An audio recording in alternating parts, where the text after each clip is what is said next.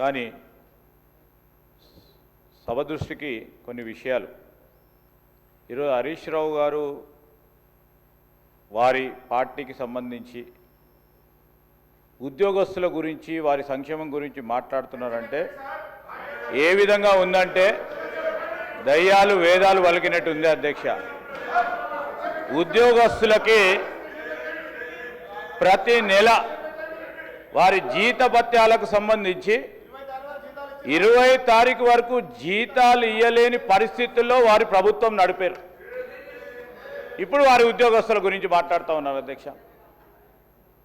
ఏదేమైనప్పటికీ ఉద్యోగస్తులకు సంబంధించిన సంక్షేమం వారికి రావాల్సిన జీపీఎఫ్ కానీ రిటైర్ అయిన పబ్లిక్ సర్వెంట్స్ సంబంధించిన అంశం విషయంలో ఒక సిస్టమ్ని ఏర్పాటు చేసుకొని వారికి ఏ విధమైన ఇబ్బంది రాకుండా అన్ని విధమైన చర్యలు తీసుకుంటామని గౌరవ సభ్యులకు తెలియజేస్తున్నాను.